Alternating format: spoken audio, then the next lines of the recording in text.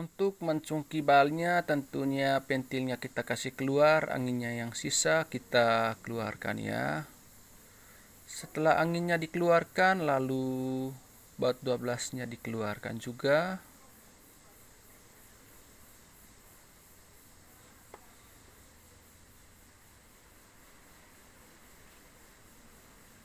Kemudian kita mencungkil. Sebelum kita mencungkil kita tekan-tekan dulu ya supaya mempermudah cara mencungkilnya.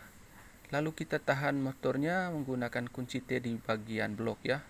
Kita cungkil sambil kita tahan ke shock salah satu cungkilnya ya. Lalu kita cungkil-cungkil saja.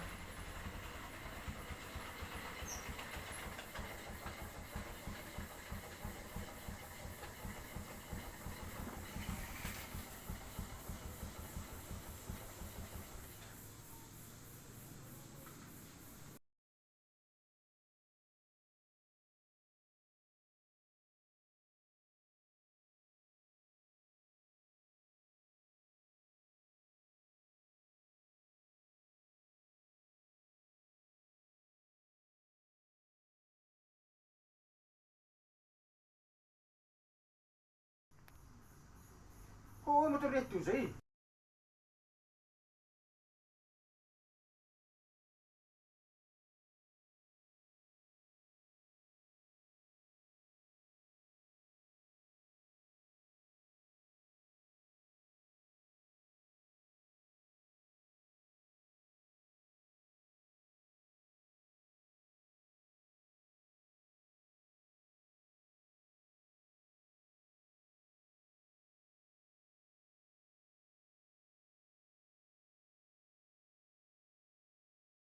Selanjutnya kita tes menggunakan air ya. Jika gelembung-gelembung nanti itu yang bocor ya.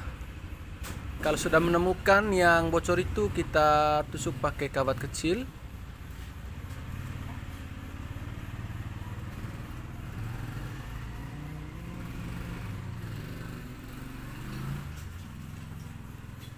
Itu ya, dia gelembung di situ, berarti itu yang bocor ya. Itu yang bocor itu dekat pentil ya. Kita tusuk menggunakan kawat kecil untuk menjadi penanda sebentar ya. Ketika nanti akan digaruk menggunakan gergaji besi ya.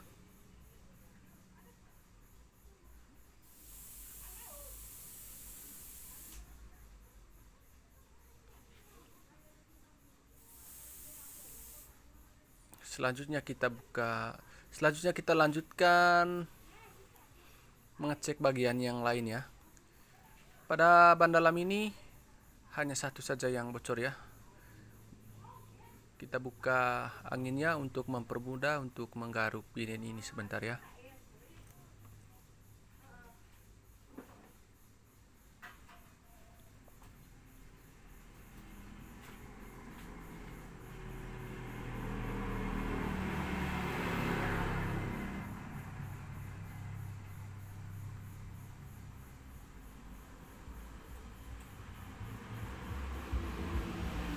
Digaruk menggunakan gergaji besi ya.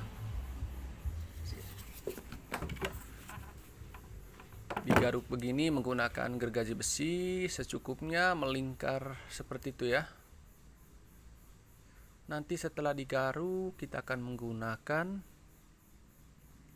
lem ya. Jadi ada berapa jenis lem? Ada lem yang dicairkan, lem putih, lalu juga ada lem khusus yang dijual di bengkel ya.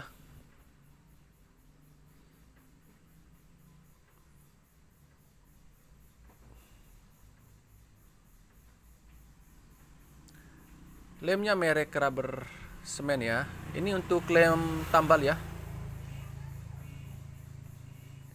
Ini lemnya sudah mulai habis ya karena sering dipakai. Dia sedikit mengental ya. Warna kalau yang masih baru lemnya itu warna putih. Dioleskan secukupnya ya, jangan terlalu banyak. Ketika berlebihan nanti kita lem ya sampai dia mengkilap seperti ini. Lalu kita menggunting karet tambalnya ya. Ini karet tambal yang baru dan kadang-kadang karet tambal ini juga kedaluarsa ya. Kedaluarsa karet ini hasilnya tidak maksimal kalau sudah terlalu lama ya. Misalnya dia gampang gelembung atau pecah ya bila dia sudah terlalu lama. Selanjutnya ditempel begini, di press ya. Ini setrika saya ini sudah 10 tahun ya, belum pernah diganti dia. Ditekan begini. Ini saya rancang dari speaker bekas ya. Magnetnya dikasih keluar, kemudian bagian depannya diambil. Dikencangkan sekuat-kuatnya ya.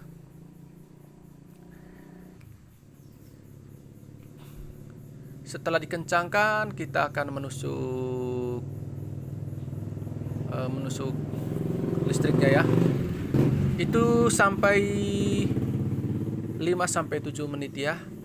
Menunggu setrikanya panas, tambalnya sudah selesai, kita mengecek bagian yang tertusuk paku ya, atau yang menyebabkan ban ini pecah. Jika ada paku, kita tarik dari dalam menggunakan tang.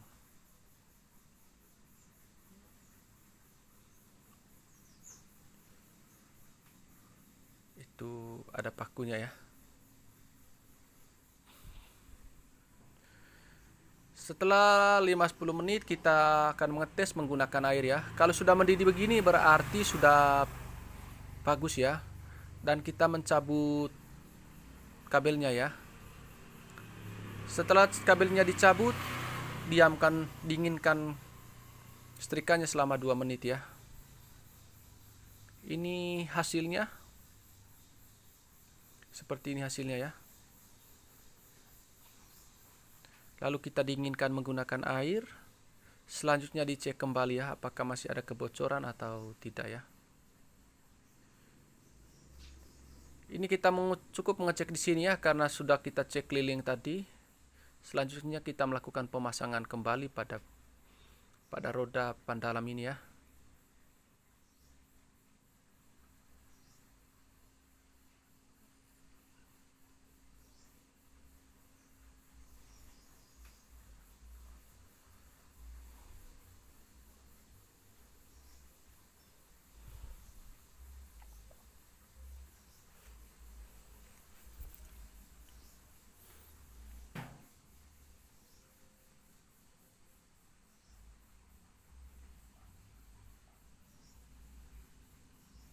Kita masukkan semua ban dalamnya ke dalam.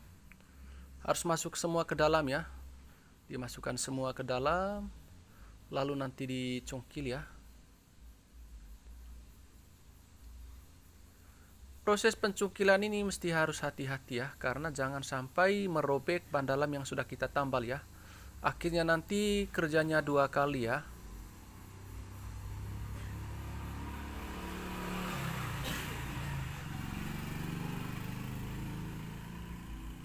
Usahakan ban dalamnya sudah masuk semua, lalu dicungkil. Ketika dia terasa mengeras, harus ditekan-tekan juga ban dalamnya, samping atas bawah ya, ditekan-tekan seperti ini untuk mempermudah mencungkil bagian yang terakhir ya, karena biasanya yang terakhir ini agak sulit untuk dimasukkan ya. Seperti ini, ditekan-tekan ya.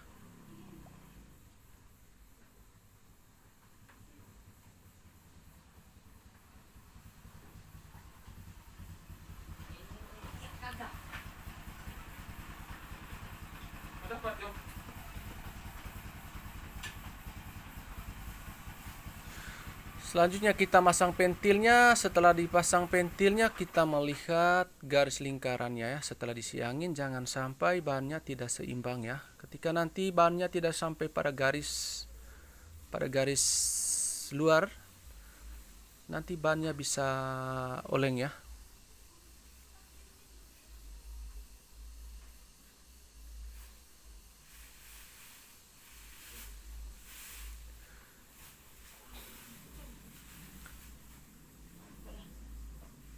Setelah diisi angin, dicek kembali apakah pentilnya masih bocor atau tidak. Kalau sudah bocor kalau tidak bocor berarti sudah aman ya.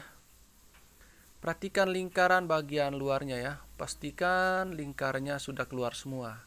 Karena kalau tidak keluar semua, nanti ketika akan dikendarai, roda depannya akan terasa oleng.